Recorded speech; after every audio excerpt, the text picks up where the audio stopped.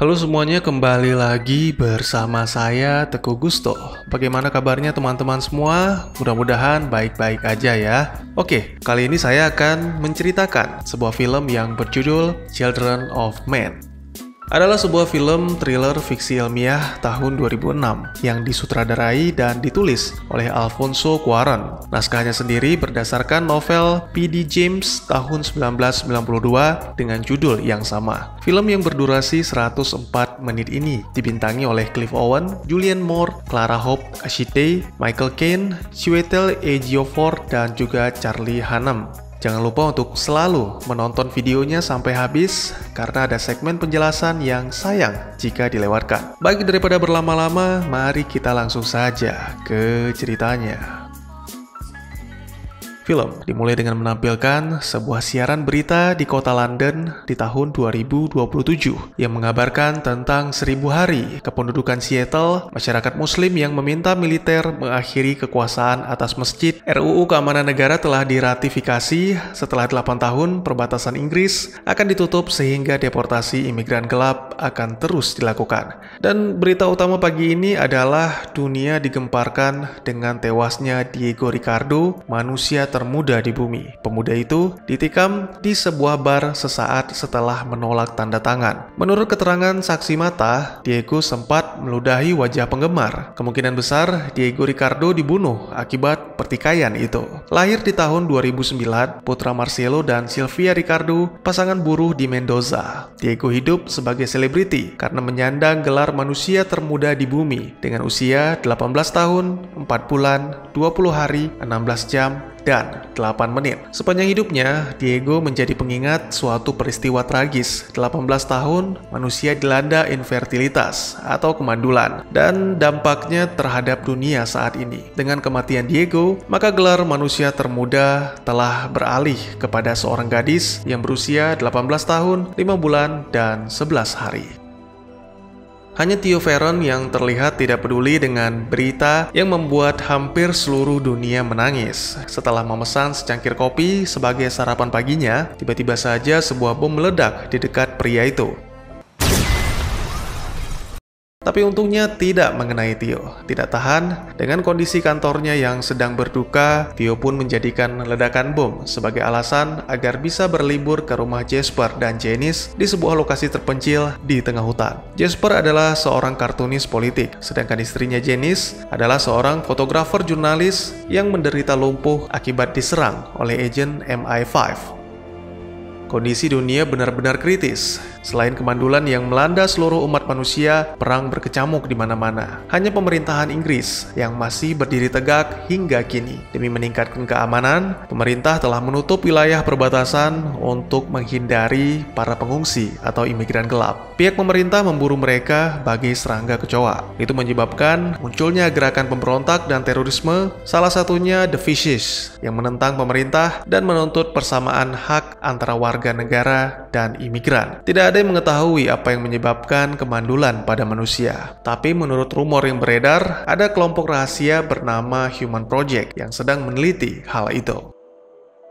Setelah puas menenangkan pikirannya dari segala masalah dunia yang tidak ada habisnya, beberapa hari kemudian Theo pun kembali beraktivitas dengan semangat baru. Siapa yang sangka, semangat baru malah datang bersama masalah baru. Pagi itu dia diculik oleh sekelompok pria bertopeng. Mereka mengaku dari kelompok The Fishes. Mereka tidak punya niat jahat, hanya ingin membicarakan sesuatu yang penting. Alangkah terkejutnya Theo ketika penutup kepalanya dibuka. Dia mendengar suara wanita yang sangat tidak asing baginya. Wanita itu bernama Julian. Dia adalah mantan istri Theo. Awalnya Theo sedikit kesal, tapi perlahan rasa kesal itu seolah tenggelam dalam perasaan bahagia akan rasa rindu yang terobati. Sudah 20 tahun, Theo tidak bertemu dengan Julian, dan kini wanita itu muncul dengan sebuah permintaan aneh, yaitu surat transit untuk seorang gadis pengungsi.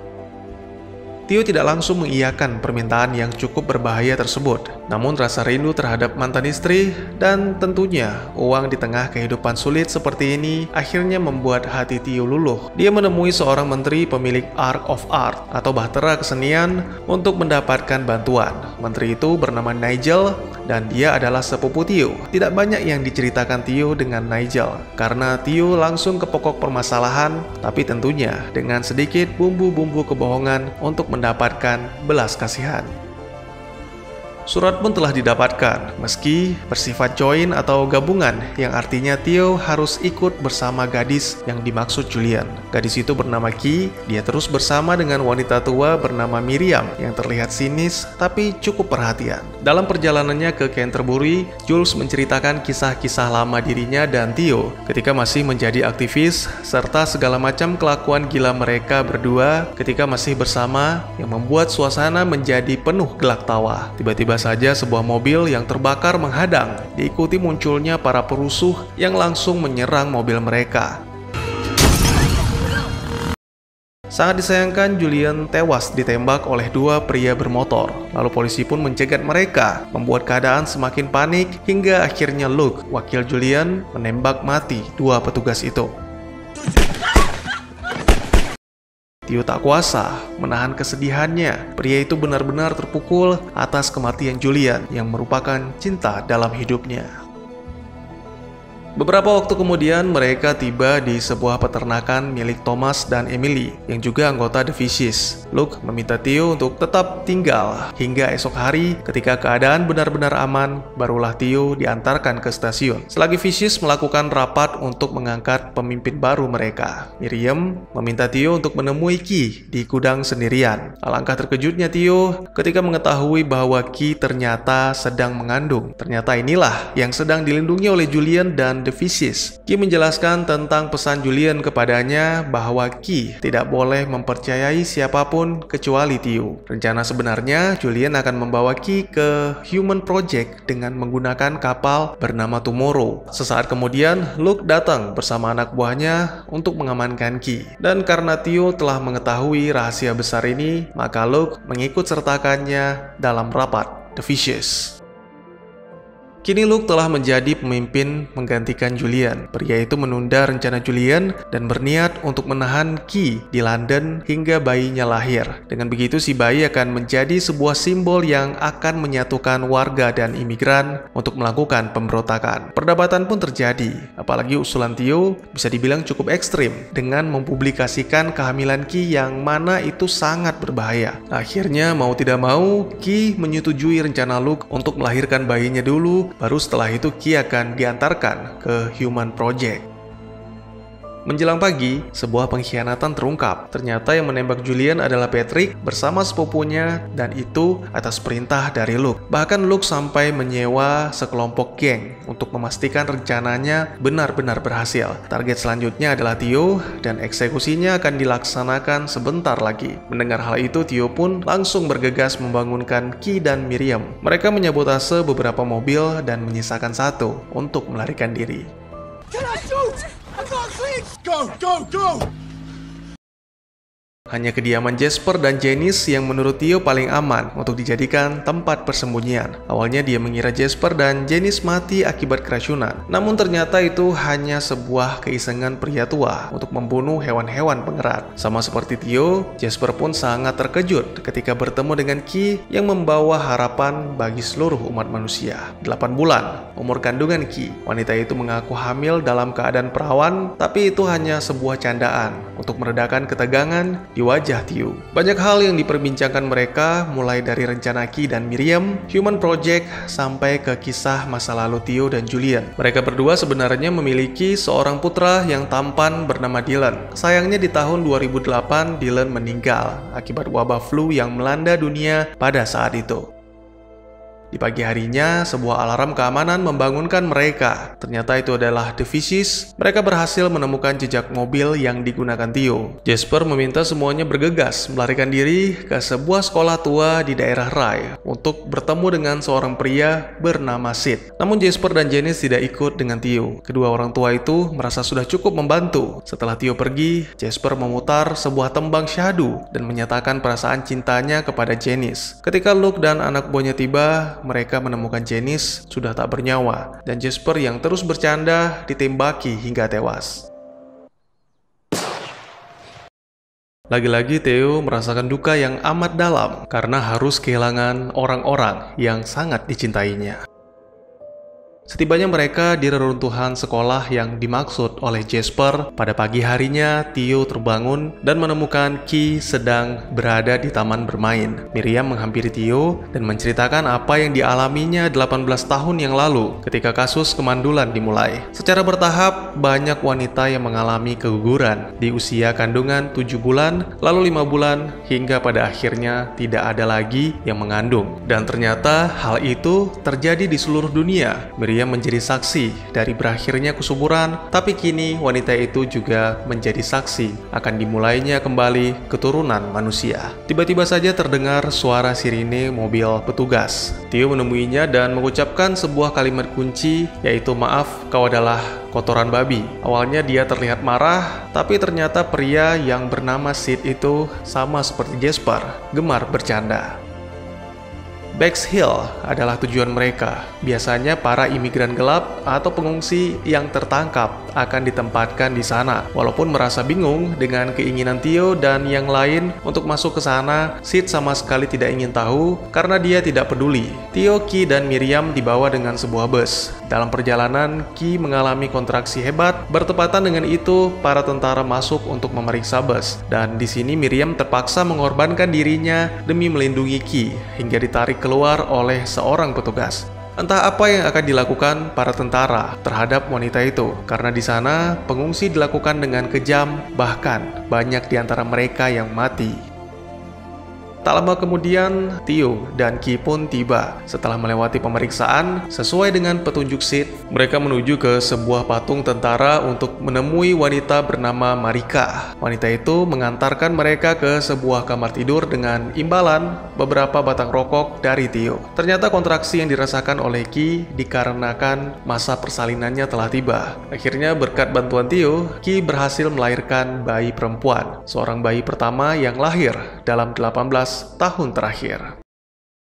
Keesokan paginya, Sid dan Marika mendatangi kamar itu, membawa sejumlah informasi tentang diterobosnya pagar pembatas oleh para pengungsi dan serangan akan segera datang dari para tentara. Sid dan Marika tidak sengaja melihat bayi Key. Seketika Marika menjadi panik dan mencoba menyampaikan sesuatu. Ternyata Sid mempunyai niat jahat. Dia ingin menyerahkan Theo dan Key kepada tentara, karena ternyata kini mereka telah menjadi buronan dengan harga tinggi. Ditambah lagi, Key telah melahirkan seorang bayi, maka kemungkinan besar harganya akan menjadi lebih tinggi lagi. Untungnya Marika berhasil menjatuhkan Sid. Setelah terjadi sedikit pergulatan, akhirnya Sid berhasil dilumpuhkan dengan sebuah hantaman keras dari benda tumpul oleh Theo.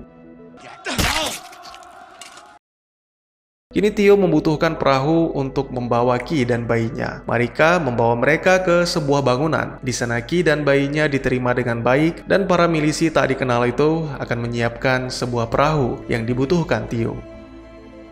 1 jam pun telah berlalu, kini Theo, Key, dan juga Marika dibawa ke lokasi perahu. Dalam perjalanan, mereka melihat banyak milisi muslim yang siap untuk berperang. Lalu tiba-tiba saja The Fishes muncul menyerbu mereka. Dengan wajah tanpa dosa, Luke muncul mencoba bersikap baik. Namun itu hanya membuat Key semakin merasa muak hingga meludahi wajahnya. Key beserta anaknya dibawa ke medan perang untuk segera memulai perlawanan, sedangkan Theo, Marika, dan pria milisi akan dibunuh. Patrick sangat bernafsu ingin membunuh Theo demi membalaskan dendam sepupunya yang mati. Untungnya serangan dari para tentara datang, membuatnya lari pontang-panting sehingga Theo dan Marika selamat dari maut. Theo tidak bisa menyerah begitu saja. Selangkah demi selangkah, dia menghindari peluru untuk menyusul Luke dan Patrick. Tidak hanya itu, Theo juga harus berhati-hati dengan para tentara yang brutal, karena mereka memang dikirim untuk membinasakan seluruh pengungsi dan milisi. Kondisi di dalam gedung benar-benar mengerikan. Banyak mayat-mayat yang berserakan, bahkan ada yang masih hidup dengan setengah tubuhnya yang hancur akibat terkena ledakan. Theo segera naik ke lantai atas hingga menemukan Patrick yang tewas tertembak, dan di ruangan lain ada Luke bersama dengan Key dan bayinya. Menyadari kedatangan Theo, Luke menjelaskan bahwa dia sempat menangis ketika melihat betapa indahnya wajah seorang bayi. Tapi tetap saja tidak bisa membenarkan keputusan Julian karena perlawanan tidak bisa ditempuh dengan jalan damai. Bagaimana bisa berdamai ketika harga diri telah direnggut? Theo mengabaikan semua kata-kata Luke dan tetap membawa Key bersama bayinya keduanya melarikan diri sambil menghindari tembakan. Sesaat setelah itu, sebuah tembakan meriam meledakkan ruangan bersama Luke. Tapi untungnya Theo berhasil membawa Ki pergi dari sana. Semua pengungsi terpana ketika mendengarkan tangisan bayi. Semuanya berbondong-bondong mencoba menyentuh anugerah Tuhan yang telah hilang selama 18 tahun terakhir. Bahkan para tentara pun menghentikan tembakan dan bertekuk lutut ketika Theo dan Ki bersama si bayi perlahan melewati mereka. Lalu beberapa saat kemudian, ketika suara si bayi cukup jauh, sebuah tembakan RPG memulai kembali peperangan. Theo dibantu dengan Marika untuk menuju ke perahu. Wanita itu memutuskan tetap tinggal. Dia mengucapkan beberapa doa dan selamat jalan kepada Ki dan si bayi. Film pun ditutup dengan menampilkan Theo, Ki beserta bayinya tiba di dekat pelampung sesuai dengan petunjuk dari Julian. Banyak darah yang tercecer di dalam perahu yang awalnya dikira darah Ki. Tapi ternyata itu adalah Theo. Ya, dia sempat tertembak oleh Luke saat menyelamatkan Ki. Pria itu telah mencapai batasnya. Pesan terakhir Theo kepada Ki agar selalu menjaga bayinya walau apapun yang terjadi. Meski tidak mahir dalam bertarung ataupun menembak, tapi dengan kegigihannya Theo telah berhasil menyelamatkan Ki dan bayinya yang menjadi harapan seluruh umat manusia. Oleh karena itu, Ki menamai bayinya dengan nama Dylan, sama seperti nama anak Theo dan Julian. Dan akhirnya kapal Tomorrow pun muncul mendekati perahu. Apakah Ki adalah sebuah pertanda akan berakhirnya infertilitas atau kemandulan yang melanda manusia? Dan tamat. Bagaimana dengan alur ceritanya? Apakah menarik? Sebuah film bencana yang unik tanpa hantaman meteor, gempa bumi, tsunami, atau radiasi matahari. Cuma kemandulan dan keguguran yang dialami oleh para wanita sudah cukup membuat populasi manusia semakin berkurang hingga akhirnya benar-benar punah. Yakin sudah cukup sampai di situ? Pastinya belum. Tidak bisa berkembang biaknya manusia membuat dunia dipenuhi dengan kebencian dan dengki. Moral menjadi rusak dan kesengsaraan merajalela. Sehingga obat bunuh diri yang disebut coitus menjadi populer. Ya, itulah yang diyakini oleh Julian. Bayi yang dilahirkan Ki akan membawa perdamaian. Mohon maaf sebelumnya saya tidak bermaksud menyinggung agama manapun. Tapi kisah Children of Men ini memang memiliki kemiripan. Mulai dari pengakuan Ki yang hamil dalam keadaan perawan, ya walaupun cuma bercanda. Selain itu kehadiran bayi membuat semuanya mendekat untuk memujanya, bahkan mampu menghentikan perang dan membuat orang-orang bertekuk lutut. Tapi pada akhirnya semua itu tidak berhasil. Manusia tetap berperang, tetap saling membunuh, seolah-olah itu sudah menjadi sebuah kesenangan yang bisa mereka lakukan kapan saja. Manusia sudah jauh tenggelam dalam sifat jahatnya, sehingga kelahiran bayi tidak akan mengubah apapun, sama seperti pendapat Owen tentang Human Project.